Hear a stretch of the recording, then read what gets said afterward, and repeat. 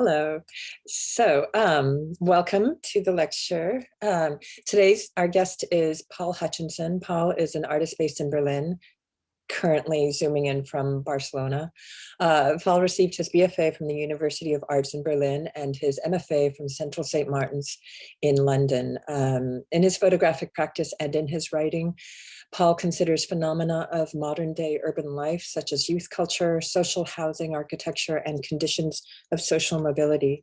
His work has been exhibited at Vienna Contemporary Austria, Arco Madrid, Spain, Gallery Sabine Knust in Munich, Gallery Nina Sagt in Dusseldorf, amongst many others. He is currently a fellow of Via Aurora, based here in Los Angeles, and my thanks, as always, to Friedel Schmaranza for connecting us so that we can have Paul as our guest today. Please help me welcome Paul Hutchinson. Hello to everyone. Thanks for having me. Happy to be here. I think the first thing I would do is share my screen now with everyone, because I have a little PDF presentation prepared that I would flick through meanwhile I talk. So let's just try if that works. Hold on, please bear with me 1 second. There we go. So now you should be able to see my screen. I'll put up a little slideshow that I prepared for you. And I think generally, feel free to ask questions while I talk or after the talk. Anything that comes to your mind. Everyone should get a chance to talk and ask if they want to. If you for some reason can't understand something that I'm saying due to my weird accent, please just shout out and tell me to repeat. Yeah, and maybe generally about the talk. It's basically I'm talking about 3 main things in my practice, which is 1, my exhibition practice, how I make shows, in what particular way I put up shows. Also generally in that context, what my work is about in general also. Later, I'll talk a bit about my approach to publications, which is also important for my practice, how I make books. And then further in the end, I'll talk a bit more about the extended practice or the extended side of my practice, which is non-photographic. Yeah, maybe for starters also, I mainly work with photography and text. So I write in English and in German. My father's Irish. At home we always spoke English, so I wrote. But I grew up in Berlin. All my life I spent in Berlin, so I mostly write in I do always write in those 2 languages. And maybe just to start, I'll show you 1 piece which I think sums up quite well my approach towards my work.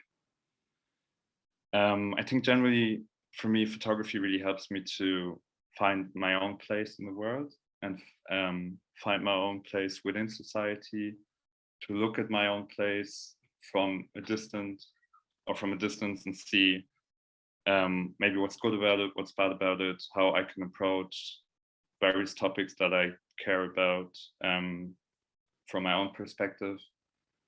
So on this picture, it also shows the kind of culture I grew up with, I think. So I grew up in Berlin, inner city Berlin. And a lot of my upbringing was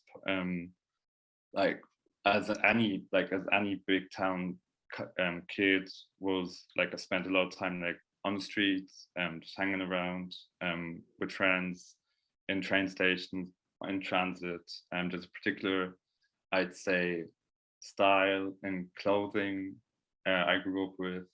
Also a style, this is in German, a particular dialect I speak in German, or I can speak in. I can also put it off, which is interesting. So there's this particular social environment through which I look at the world. And that social environment also is depicted in my work by depicting sometimes myself, sometimes my friends, sometimes the environment I grew up in or I still live in. But I'll talk more about these topics while I go through some of the past exhibitions of the past years. just to show you, I think it's important for me. It was always helpful to see work in the flesh, and as obviously we don't meet in person, I think what always helps me to understand other artists' works is how they make installations, how they make exhibitions, how they interact with space. So I thought, yeah, I'll show you some examples of past exhibitions in the past years, to tell you how I interact with space and how I approach exhibition practice. So it's different, I think, obviously for painters, but within photography, a lot of people, I think, work on particular projects. So they have one topic and they work from A to Z, kind of finish it off. And then that topic gets displayed, be it in a book or in a exhibition or Instagram or whatever context. I don't really work like that. I kind of just, and it never felt right to me because I never saw an end to what I'm doing. And also over the years, I think what I try to do is not finish a project, but just define my own voice more clearly, have a stricter profile on my own voice, know what I can speak about and how I can speak about that. So in my exhibitions, there's various, I'd say, clusters or groups of works or topics which come up like ever so often within my whole oeuvre, which I then put together, display together. So you'd have these landscapes of public transport, these mirrors that are really, really particular to Berlin. They're semi-abstract, semi-figurative, I think. Right next to, say, trainers or clothing or other forms of social or like social housing architecture. And for me, through putting all these things in context with each other, I particularly try to create a sense of narrative also, and a particular poetry, I think, visually speaking. Because to me, I always like, when I think about exhibitions that affect me, for me, the most important thing is that it images or just like my physical appearance in the space, that it moves me physically whenever I see art. So that's how I approach my own exhibition making. I hear some loud voice in the background, but that's gone already, doesn't matter. So this is another example of another show which just plays, I think, quite well all these different things that come together in my work. So on the right hand, you have like social housing complex built by Corbusier in Marseille, La Unité d'Habitation. On the left, obviously, a portrait, and another sneaker, which you'll see, these kinds of sneakers you'll see appearing more and more often. And I think through combining, say, my view of architecture, also my critique of architecture, with things that are much more sensual. For example, just the detail here you see of that big jacket, to me opens up a possibility not just to, that's the problem with photography, that it often falls back into documenting something. And for me, I never had the will or the ambition to represent reality, but far more just to create my own reality in that way, and to create a singular sensuality. So sensuality for me is a really important word because, as I said already, I often, when I look at art, I feel a physical reaction to it, and I want my work to do the same. Or that's basically one of the demands I hold towards my own work. So, and this just came about, like, it seems so logical now speaking about it, but just this matter of, or this way of doing shows just came about through like a lot of research in the beginning, what sizes I could use, how I would produce my frames, like simple things like details, but also out of the necessity for me to kind of refrain all the possibilities that I could do. And say by now, for example, I've really, over the past 4 or 5 years, I only basically work in 3 sizes. I'll be a bit pragmatic about it. I think it's always interesting to hear, or like I always felt it was interesting to hear how other people work with that. So for example, I always work in a small size, a medium size, and a large size. And those sizes always stay the same. So the small size is always 40 by 30. The medium size is always 70 by 50 centimeters, by the way. And the large size is always 195 by 130 centimeters. And within that framework, to have those pillars, I would say, or that like framework of choice, that again gives me freedom. So I don't think about it so much. I stop thinking about the form. I stop and think more about the content. I think generally one pitfall of photography is that people think too much about form and too little about content, or maybe think too much about technology and too little about emotion. And by creating these barriers for myself, it helps me put the formal aspect behind and start really thinking about what's actually there and start really creating a unique narrative, which works for me anyway. So one of the examples of works which is really important or has become really important to me over the past years is this picture, which is called in German Vorwärts, which would translate roughly to onwards in English. And so this is a picture of a sneaker I worn through 2 Berlin winters and which is obviously worn out. And for me, this picture also got us quite well the sense of roughness I always felt looking back when growing up, but also the sense of wanting to go on, to move, to leave things behind. So for me, this also hints at this idea of social mobility, to keep on going, to not stop. But it's obviously also just a really forceful image. And another thing, maybe thinking about my work in general, is I think obviously there's many, like in my work, there's many references to other artists that have influenced me and that I think are great or that have influenced me in some kind of way. But ever so often, I think in my work, and there's only a couple of those, a piece appears which has no reference whatsoever and which stands by itself and is not leaning onto something else. And I think this image, for example, is one of those. And this was the first, so this is from 2017, and this was the first kind of sneaker image, which then also grew into a larger family of pictures of clothing, as you can see here also. So, and these elements of, say, clothing, of social housing architecture, of these moments of fragility within rough circumstances, they reappear and reappear in my work, and I always put them in I always aim to put them in dialogue with each other, because I always think there's a unique sense of beauty when they speak to each other. And there's another, this is an exhibition from this year, actually, new work. It takes long for me also, maybe just on a pragmatic note, always takes long for me to really decide which of my images really works for me and which really articulates appropriately what I want to say.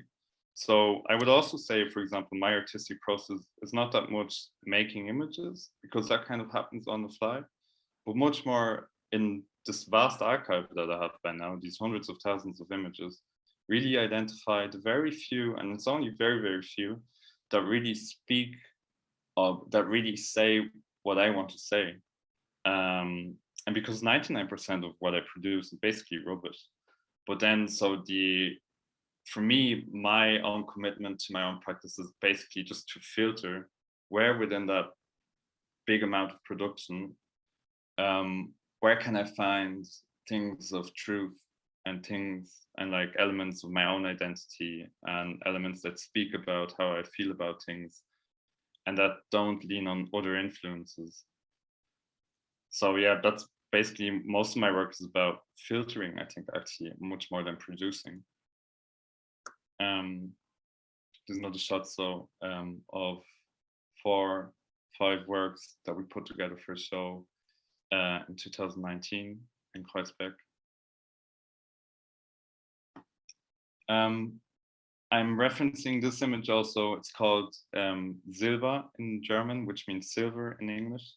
It's from 2014. I'm showing this maybe also, as I said earlier, before that, this is one of the few also, I think, which doesn't hold much reference to other practitioners. I mean, it stands by itself. And for me, basically, this is in like the Catalogue Raisonné that belongs to my work. This is the first image in it. And this is one of the very few, I think, from my early works that for me still is valid. It's now 7 years old, feels much older somehow. And yeah, here you can see also another installation. Speaking about exhibition practice, as I say, it's always like this awareness of space, awareness of where you're showing work, how it's being displayed, what you can show, how you can work with the space is always one crucial priority for me. This was in Art Basel now this year. Very rarely I work with wallpapers. Mostly I almost never do it. In this particular occasion I did, because it kind of made sense in an art fair. This is another work, Kleispark, from 2016, which is also, I think, crucial on me finding my own voice.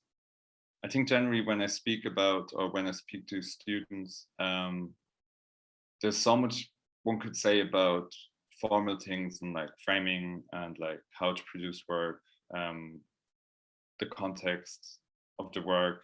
I always think like the most, I think from my own experience, I can, as I said before a bit, I can only say the less I thought about form and the more I became, and the more I thought about myself, as vain as it sounds, the clearer my work became and the more honest also my work became.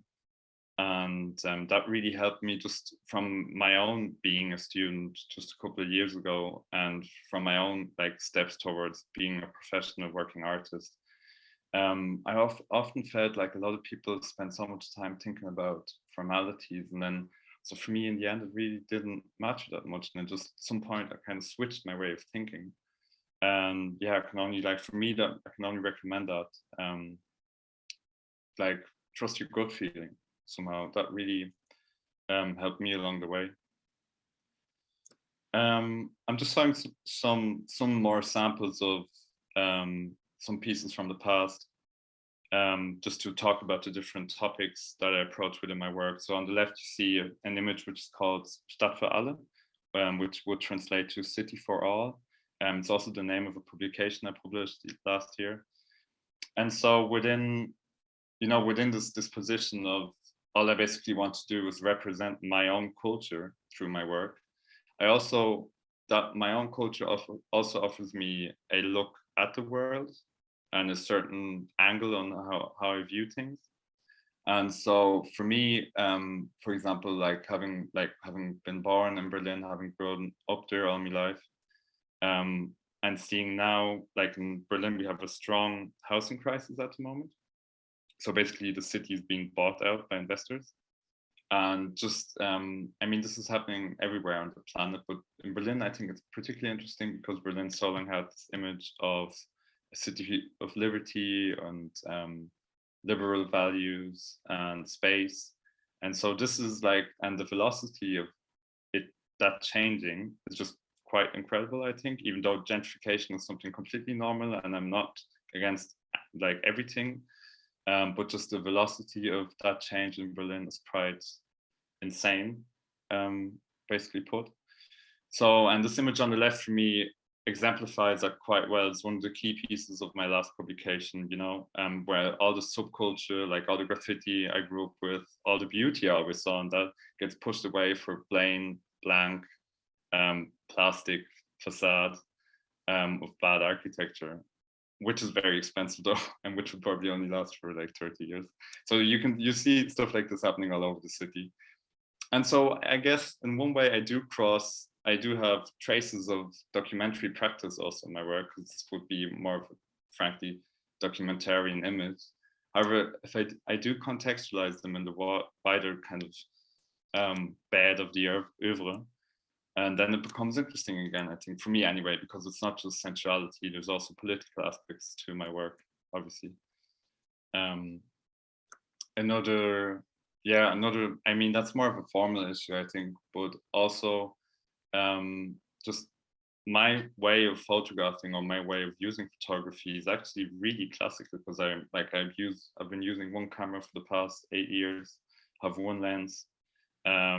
As I said, I don't think so much about technology, but I do think about visual language. And so also you have, like in my work, you would see these occurrences where I try to kind of break out of representation and find a more abstract way of articulating myself.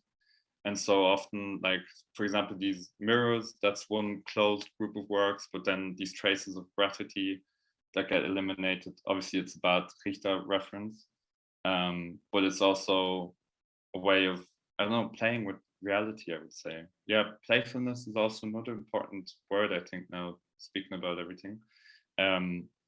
Playfulness, being open to experiment.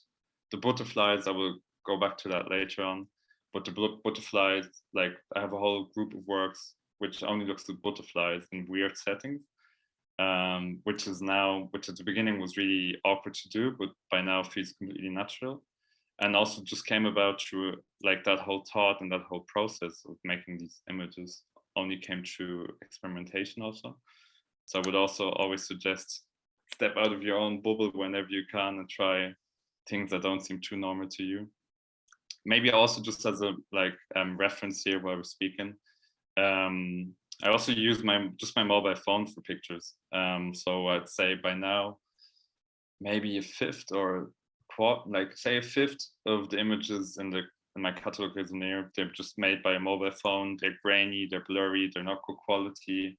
Nonetheless, they have their own unique kind of a organic touch to it, which I always really, and roughness also, which I always really enjoyed. So also, again, I think technology, I'm just saying this to be, I don't know, I always took that liberty to even, like, I think I showcased the first mobile phone picture in an exhibition in 2014 or 15 when they were really bad still. But yeah, I think it's just part of that liberty of art making also, to not be stuck down to a specific form or to what's supposed to be perfect or well made. Just like break free from that, I think important.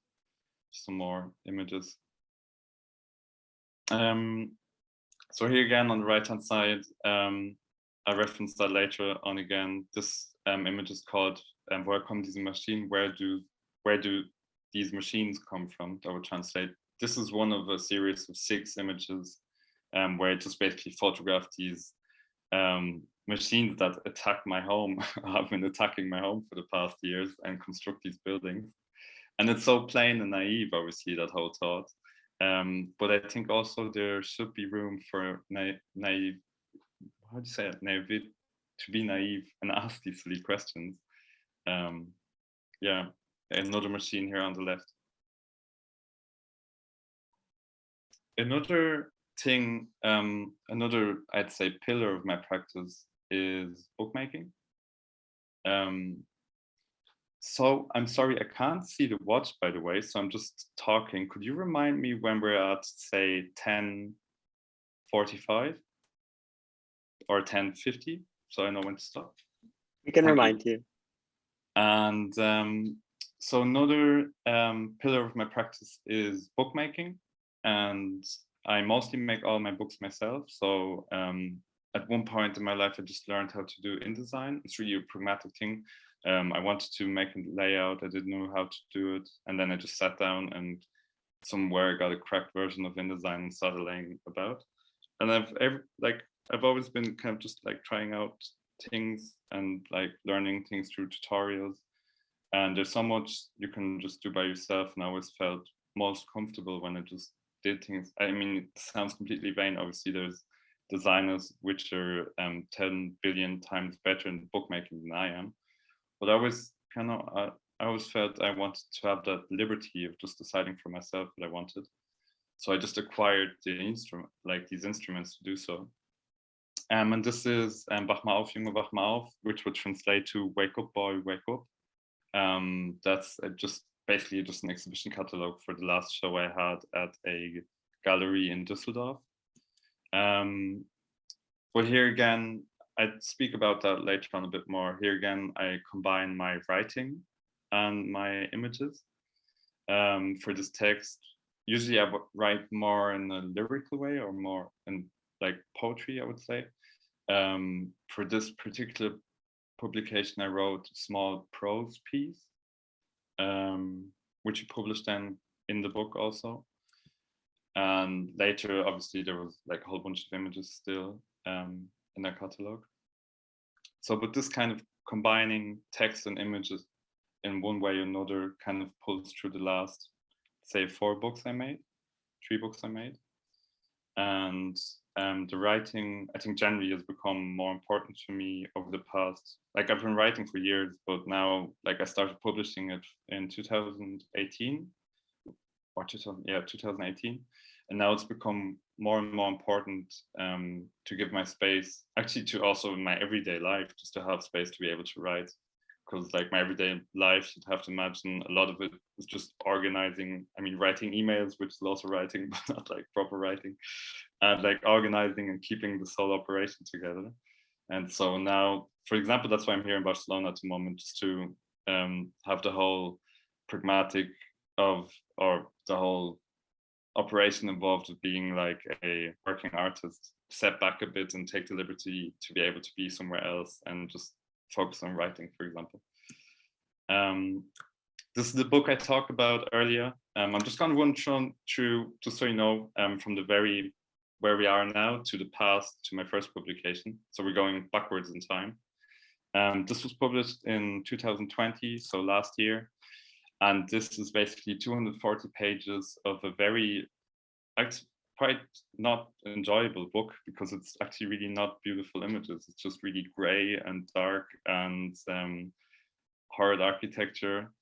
But for me, it always felt important to make that statement, you know, because especially as a image maker, you always, especially because, yeah, it's so easy, I would say, to do nice images. But then also I always ask myself the question, what do we need less on the world right now than nice images? So with this publication also, I really focused on things that I disliked. I mean, that's a general, I think, approach to my practice. Like, in my way of working, I produce. Say, for example, I found myself in 2019 photographing all these building sites that came up in Berlin and all that architecture that I found so horrid, because it made, like, it did some, like, just physically did something with me when I went through the city and saw that. So I reacted upon that. And then only a year later, I realized I had thousands of pictures of these building sites. And then I felt the urge to do something with that and make that book. But that's often my process. Like, instead of thinking before I do, and as stupid as it sounds, I do, and then I think about it, and then I really do. And then I also have a sort of liberty to conceptualize it and to look at my own production from a distance. Here we are again with the filtering. It's a weird process, but for the past 6-7 years, that's been my process. And for me, for now, it's worked quite well, to be honest. Also because I take, like, I allow my own, like, the liberty to take the liberty to just be honest with whatever my body feels and whatever I feel, and just act upon that. So anyway, much talking, this is Stadt für alle. As you see, again, there's text and images in here, a lot of building sites, a lot of really horrible pictures. At this point, I started already laying the text over the images. That was development that only came about in, say, 2019. Previously, I had text and image always separated from each other. You also see that now in a bit. But so basically, the whole book is just about the increasing inequality, which can be seen in urbanist structures right now in Berlin and in society as a whole. So I really wanted to dedicate all my efforts to that, and because I really feel strongly about that. And also the texts are pretty rough. I would say in English they're a little softer because my English is a little softer in general. My German language would be a bit more like, I say, just influenced from my upbringing from the streets.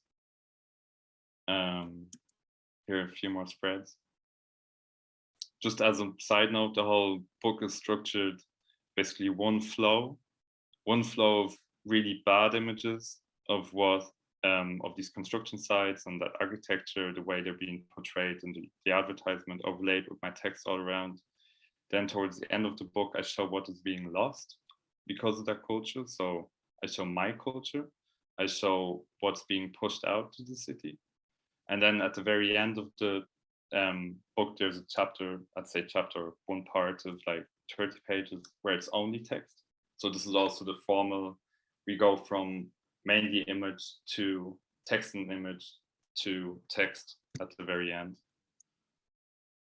And this comes from also, so all of this stems from a development that began with this publication I did in 2018, which is called Pictures and Words. It's basically 2 books, you'd have to imagine. And for me, this was, I would say, the first really, for me, ground laying piece of book publication that kind of, I don't know, like for me, just made a clear trajectory for the next couple of years. Really showed, this is the first time I properly felt myself and felt like I had my own position within visual discourse. And in Pictures and Words, you'd have to imagine on Text und Bilder, there's the same images, but the text is just different. So I think there's 1 or 2 translations from English to German, or from German to English. But all the other texts, and there's, I think, around 20 texts in there, or more, there's like 30, 35 texts in there, are just different texts, so it's basically 2 books. And this is the first time I really found, I would say, I really found my language, and visually as much as in rhetorically. And from then on, I was more confident also with my own work. You'd see, like, the books I'm going to show you now, they kind of are leading up towards that. But with this publication in 2018, that's basically the first time I felt properly confident I'm not confident of knowing what I'm doing, because I still don't know what I'm doing, but to be able to have a slight understanding of what I'm doing. It's also 240 pages. So I'm leading to that publication with 2 little projects. One is called Schmetterlinge. Schmetterling is the English word for the German word for butterflies. The butterfly piece, I'm just going to briefly explain, it came about while I was traveling in Asia in 2016. This is another key piece, I would say, of that period, in which I basically just started to experiment on the way of image making and asking myself how, because I felt a kind of affiliation seeing these little butterflies like just flying through these massive urban places in mostly China, South Korea, Japan, which were very gray often. And so for me, I kind of felt there's a certain poetry in that. So I started photographing them, but also playing around with them, collaging them in real time with towels, with like aluminium foil, anything I would find, and just trying out to make new images and kind of own them. That's another thing I think in photography, it's important to take ownership of something and not just represent reality as it is, but really ask the question, where are you in there? And so that approach kind of brought me to these kinds of images. And wildlife photography, another design I published before that, I look at architecture of subway stations. basically, or a public space in general. And it's also just a little side project in which I looked at one particular train station in Berlin, Neukölln, where I live, which is designed with like a zoo basically, and it's pretty ridiculous if you think about it, because the immediate environment of that train station is mostly of like a foreign influence, and it just feels really out of place to have this type of exoticism placed in that particular train station. So I just basically, this is a satiric commentary on that. This was my first book in 2015, Be Boys, Fly Girls and Horticulture, where I spent 2 months in India, and through mutual acquaintances got to know the local hip hop culture there. And I basically grew up with hip hop also in Berlin. And so for me, like, I think it's always difficult for a white European male to go somewhere and photograph people with your kind of gaze. And the question is, what's the connection there? Where are you, and how can you portray things differently as they were maybe been portrayed for the past 2000 years? So I basically just worked with what I could personally relate to, and which was hip hop culture. And I was photographing that at the time anyway in Berlin, as a first kind of project after studying.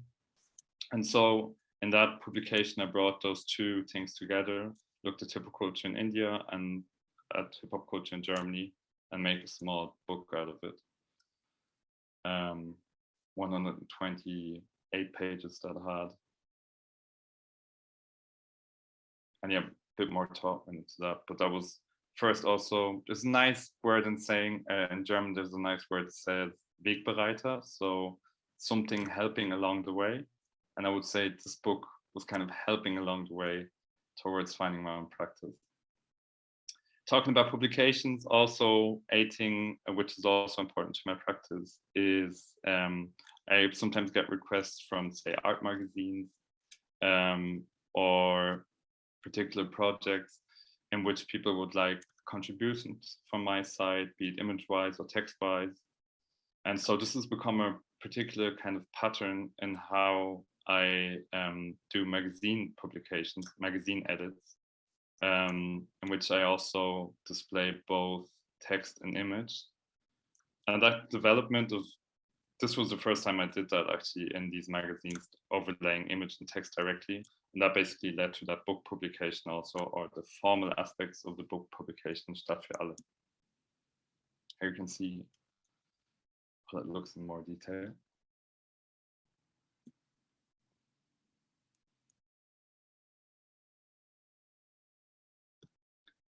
Another thing for me, which has always been important, I think generally, is not to be restrained by my own work. So I often try to break out my habits of doing things and try things or try out new things, or just try out articulations in new ways. And so ever since I've been writing, I also come from a bit of a rap background. Spoken word was a big thing also. I always try to have a more, or in my practice, I always had to urge a bit for more performative aspect also of my texts, because while I was publishing them more and more, I also did more and more readings of them in different contexts.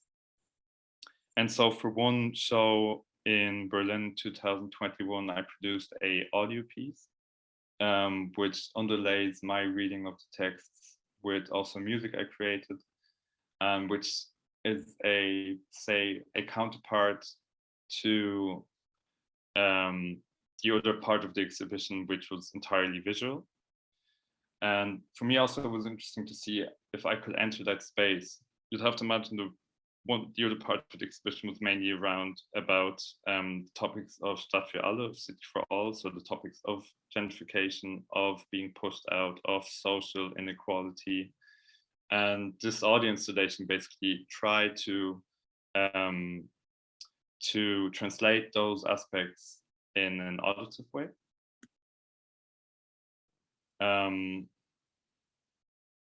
I'd love to show, but it just takes too long to show that at the moment. another thing which I developed over the past years is not just making photographs, but also screen prints.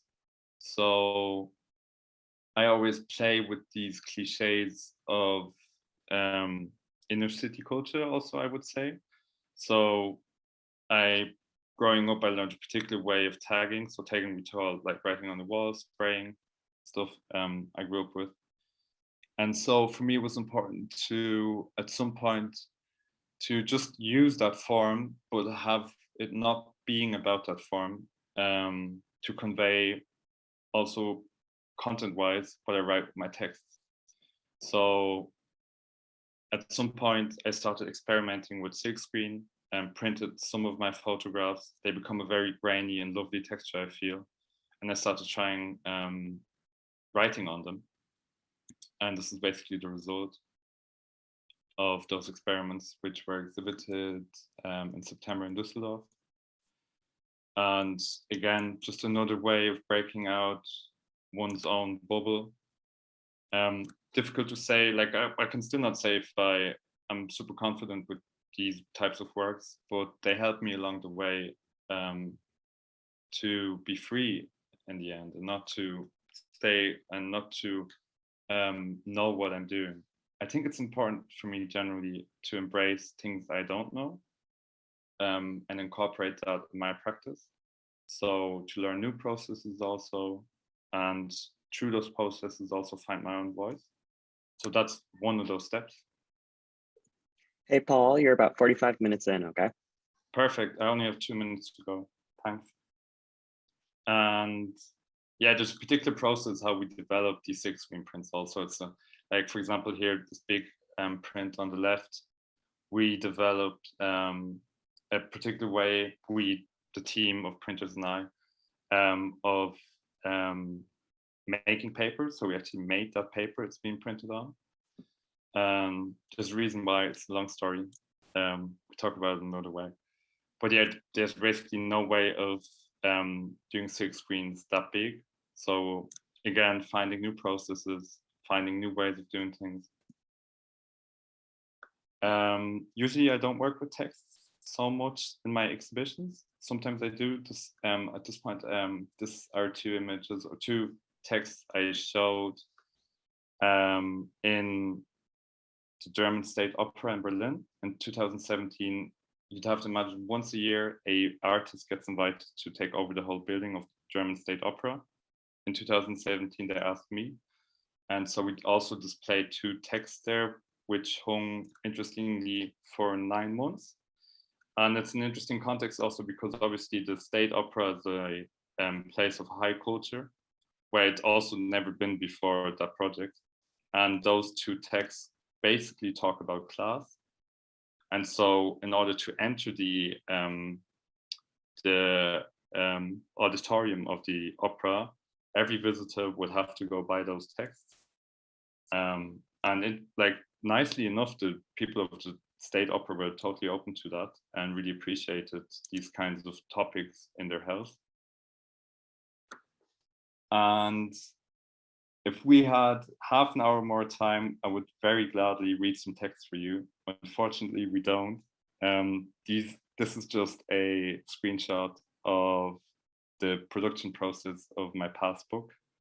And with this, I want to close. Maybe we'll see you sometime in real life, and then I'd gladly read for you. Thanks. And that's it. Thank you, Paul. No worries at all. Fantastic. We do have some time for conversation with Paul. So because there are quite a lot of you, if you have questions to ask Paul, I think you can just kind of speak up, or you can use the raise hand function, and then you'll appear prominently and I can call on you. But maybe to start us off, I will ask, can you talk a little bit more about the text that was at the Opera House? Sorry, Sue, could you say that again? You just broke off. Oh, sorry. Could you talk a little bit? Could you describe the text that was on the wall of the Opera House? Yeah, very much so. Yeah, hold on. I could actually briefly translate it, I think. Hold on. So it would say, just 1 second.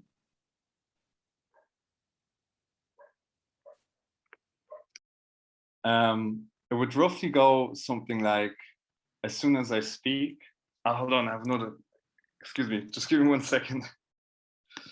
Because it is, to me, it's always meaningful that people are able to comprehend what I'm actually doing. Sorry, 1 second. Where is it?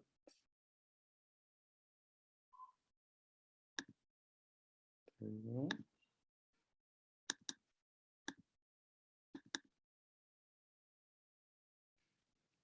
There you go. So the translation would roughly be, whenever I speak, they all ask themselves where I'm from.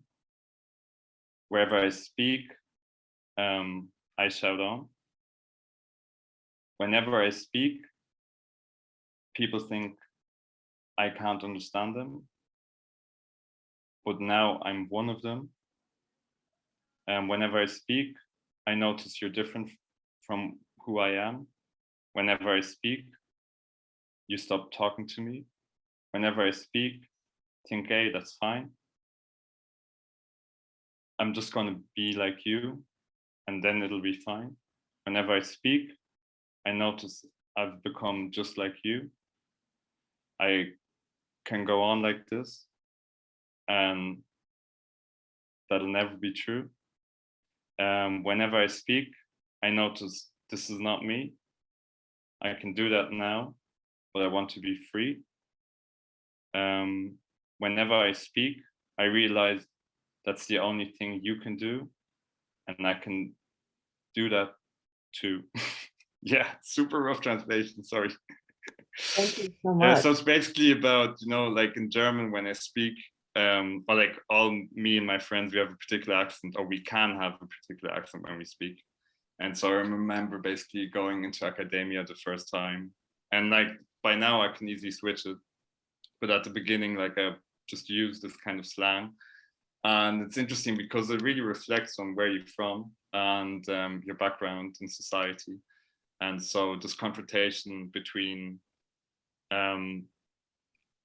like academic privilege and lower class background, that's basically what it's about. And true language, exactly, that's basically what it's about. And I mean, you'd have the same in English, obviously, totally the same. Yeah, for sure. I mean, it translates it Yeah. specifically and globally in different. Yeah. Yeah, wonderful. Yeah. We have a couple of questions. Really bad translation. I'm No, sorry, that's I just great. did it on the fly. Oh, thank you. Yeah. We have a couple of questions. Let's Diana and then Kate. Yeah, go ahead.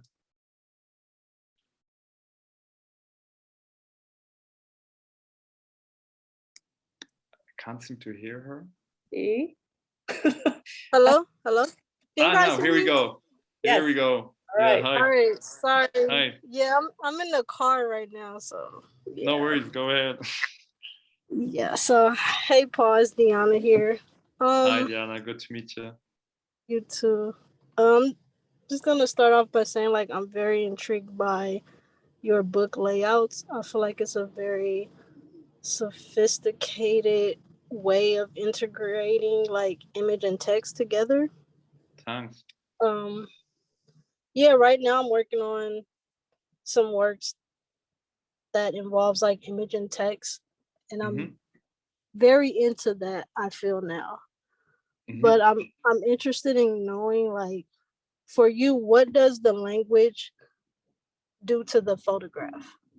Like, I'm still trying to process like what language does for me after the photograph is taken or after I lay it out within the book. Very interesting. Yeah, super important question, obviously. Thanks for asking. And yeah, I didn't mention this at all. For me personally, I really regard my writing and my photographic practice as two completely different things. So, for example, I write completely independent of what I photograph. So I would write just like that whenever it comes to me in the train, on the subway, just on my mobile phone, or sit down at home and write. Meanwhile, my photographs are like, have a way different process of coming to life, I would say. And now when I do make book layouts like that, I just, how I approach it would be, is what do I want to say? So that's, I don't think so much about form, but I think about the different things that they say. So what does this image say? And what does that text say? And how do they relate to each other? Just as I have, just same thing as the way I make exhibitions. I have one image here, another image there. What do they say to each other? So that's basically the same way as how I approach layouting by now. I don't know if that makes sense. Yeah, it makes sense. So basically you're saying like you write separately from your images and then you bring them together. Exactly. So I would never, I think I literally never did that. Like say, I would never have an image and then think about, okay, what could I write to that? Okay. So that's not how I personally work. I mean, definitely, I think I'm always a fan of everyone finding their own process. Maybe for you, for example, it will work to have one image and then to write something about it or on behalf of it. But just from my own experience, I do it completely separately. But it's interesting again, now that we speak about it, because for me, my images and my text, they speak about the same things, just differently somehow. Yeah. Yeah. Thank you for that. No worries. Kate? Hi. So I was interested in something you said earlier about how with your writing that the words kind of sound like softer in English than they do in German. And so I was wondering if you see those like differences in tone that come with different languages is like a challenge, or do they like contribute to like the nuance of the work, and like in what ways? Yeah, also interesting question. Really top-notch questions here. And so for me, it's just also again a personal thing. You know, I grew up speaking English at home to my father and to my Irish family. And however, I never went to school in Ireland. I never went through, say, nitty-gritty environments in my Irish upbringing, but only in my German upbringing. So I wouldn't want to pretend, you know, a youth slang or something in English, which I just don't speak. Whereas in German, I purposefully, or like I employ that kind of language in my writing on purpose, because it's never used. So for example, my disposition looking at German literature is, I don't see my own voice represented. So my writing in German is tougher, is like kind of from the street is. Whereas in English, no, I don't think like that. I think softer. I think I lack the words, or I lack the experience in life, and that particular way of English life, you know. So that's why automatically, to me, it comes into my brain. I do think in both languages. I was taught in both languages, but it comes more soft somehow. Because I'm not swearing at my father the whole time. I think that's why. Well, I do actually, but yeah, maybe that's the reason. Thank you. Yeah, I think it's really interesting thinking about like being bi or trilingual and how that like works in your head and how that translates into art and writing. It's like, that's super neat. That's really cool. Yeah, it's a really interesting spot, you know. And then again, for me, it's always, you know, I also would like generally, if you have outputs, or if you like put something of yourself out, it's easy somehow to fall into traps and then to like be open, or for the work to be open, to be able to, that people can criticize it. But in my experience, the more sincere you are about things and the closer they are to you, the less lying there is, and the less kind of and the better the work becomes, you know. So that's I'm saying that because, for example, I wouldn't want to try to use a different English than I do, you know? And so I'm just honest about how things are and how like my disposition is in the world and my particular weird set of circumstances. And that's what I work with, not more and less. Yeah. It's interesting that you, I mean, I was also taken like Kate with the kind of softness of English. And I'm wondering, unless you're bilingual in German and English, you wouldn't necessarily know that unless you explicitly told us, as you did. Is that an important thing that we register from looking at your work that is bilingual in these publications, that there is a different tone or different agency or different use of the different languages? Or is that just something that you get if you happen to be bilingual? I think it's just my particular way of how my bilinguality works. You know, there's also different bilingualities, if that word exists, I think. You know, it's just, for me, I also know people who grew up 10 years in Germany, then 10 years in South America, and they would have a different relationship to language. But my relationship to language is exactly that my German is tougher. Like the natural way I think German is tougher than the natural way I think English. Somehow, don't know why. Yeah, and then however, if I express myself in German, for example, and express my way, say for example, I'm at university holding a talk, I would really have to think about using proper German, you know, and not using kind of slang. Well, it reminded me of this film Okja that was on Netflix a few years ago. It's a Korean film, but they have in the translation, in the subtitles, there's a specific scene where they don't translate in the subtitles what the spoken Korean is. And so that's a thing that you would only get if you knew Korean, but it wasn't a translation at all. It was a different kind of dual verbal text or something. But when you use the two different languages, it's more a translation, but a different kind of tone. No. So as I said, for example, with pictures, with that publication, Pictures and Words from 2018, Pictures and Words in English, Text and Bilder in Deutsch. It's different text. So there's no translation actually. There's just English texts I wrote and German texts, and they're not translated. I mean, there's very few that are translated, but the large part of the text are just different texts. But equally, they speak about similar things, and they have a similar air to them. But that for me, it's difficult to translate. I'm a really bad translator. Funny enough, I tried it, it just doesn't work in my brain somehow. Don't know. So I'd rather just write in English about something or write in German. And then have it at that.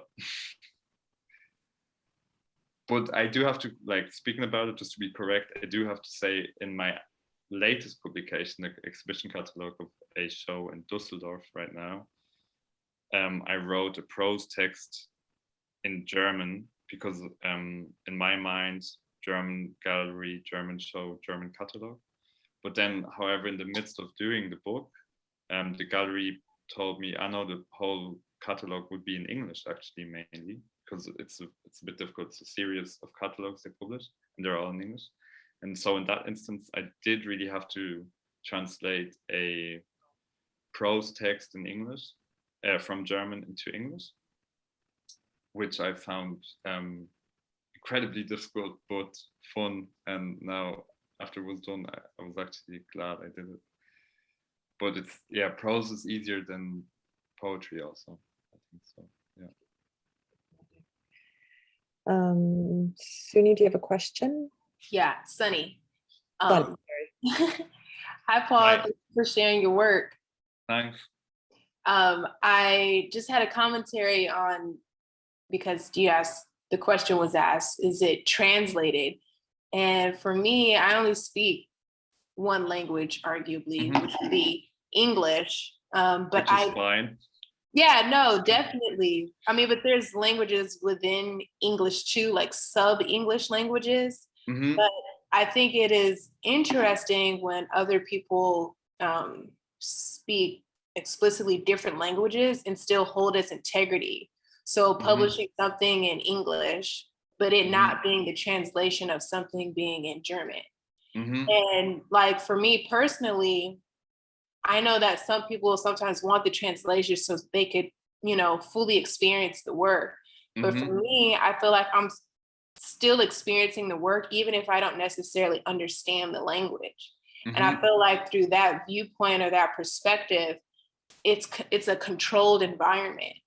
You know, like I have to figure it out, like I have to do a little bit more legwork, but I enjoy that. So I enjoy that there's not really necessarily a translation. It's just, this is what it is, and this is what it Fair is. enough. Yeah, totally. You know, like it's just, it's totally relate to that. Yeah.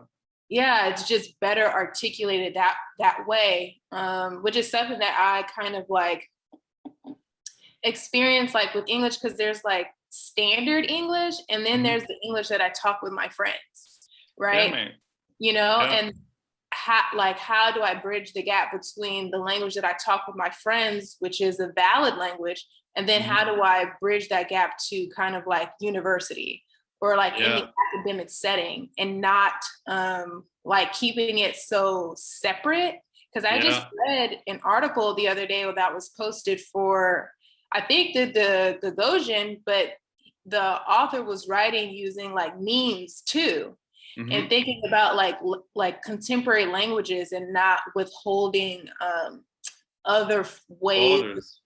Yeah, just kind of like communicating, like weird. I mean, yeah, sorry to interrupt, but I can really relate to that. And I mean, that's also, you know, like, for example, when you talk about you only speak one language, but you speak many sub-languages, which I totally can relate to. And also, you know, that's, for example, with my writing in German and also my reading in German, when I have readings and stuff. Because I always felt within academia, for example, that language really acts as a gatekeeper. And my whole being, my whole work is against those gatekeepers, you know, because I don't get it. Why should there be a gatekeeper? Why should I have to change the way I speak, the way I grew up? Why should I have to change my identity to be of better value to society, you know? And so that's exactly what you say also, you know, then because I also, to my friends, I speak a different German than from what I would speak at university. But at some point, just, you know, I kind of question that, you know, why like, would I? What's better? Whose scale are we Exactly. measuring like better to? Like, I just got an email from the Royal Academy of Fine Arts, right?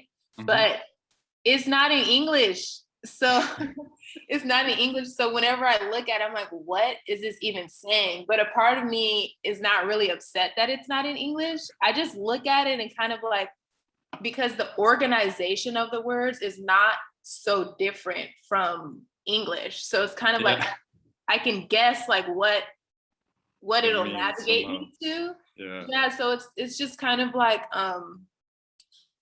not being, what's the word?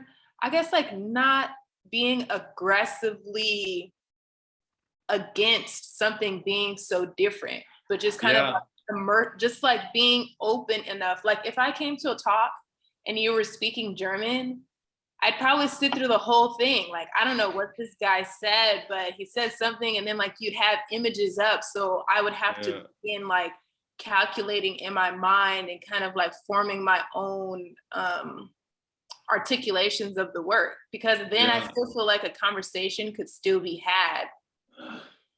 Totally, yeah.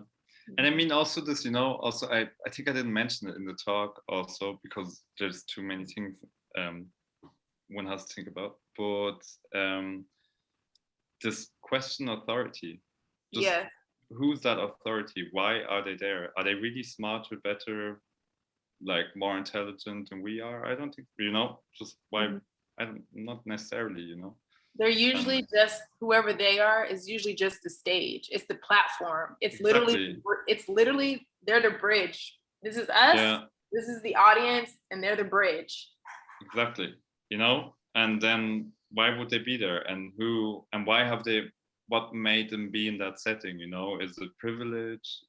What is it, you know? And then also, obviously, who am I, like, who's talking? Like, I'm a white male from Europe, so I like have a bunch of privilege. Like, I'm the most privileged person on the planet in my situation. But on the other hand, then within that society I grew up, I'm not privileged. So I question the way that society is structured again, you know? So yeah, don't know. Yeah. It's a big conversation, I think. It is. Yeah. Yeah. It is. But it's important to have, yeah. I think. Thank you. No worries. I think we have time for one more question. Mai, do you want to ask your question? Sure. Hello. Hi. Hello, Hi. Paul. Hi, Mai. So yeah, I definitely think of the same things as Sunny does in that regard of like art speak, especially the usage of art speak. And I recently came across, I speak a little German, so I recently came across this German art term called Gesamtkunstwerk. I think I'm saying that. Yeah, I'm saying that right. Yeah, Yeah, you're totally right. could you elaborate on that? Because I feel like in German, like things are encapsulated in such succinct words. Like, yeah, but we're it's a good big at that. concept. Yeah. Yeah, it's a mad language. Yeah, there's actually Gesamtkunstwerk, and there's another one I usually bring up in talks. I forgot this time, which is Kunstwille. So I'll explain on Gesamtkunstwerk first of all. So Gesamtkunstwerk is basically a Beuysien from Joseph Beuys, not just from him, but also he relates to that a lot. The perception of something as a whole being art. So a whole persona being the work of art, or a whole building being the whole, or a whole act of being the work of art. So Gesamtkunstwerk literally translate to hold on, how do you translate? It's difficult to translate. That's why they don't translate it, yeah. To the overall art. Maybe that's the closest I could get to the overall piece of art. So sorry, I'm talking too much. So to break it down, not just perceive art as a singular object or a singular piece of thought, but perceive art as a way of being as a whole. So that means Gesamtkunstwerk. Another thing which I like, as I said, I sometimes bring up in talks, is Kunstwille, the will for something to be art. So for me also in my personal journey to becoming a practicing artist, it was always important for me to be aware of what I try to do and what I am doing. So for example, I always feel that if you try really hard for something to be work, to be a piece of art, if you really try to force things, it shows. It really shows.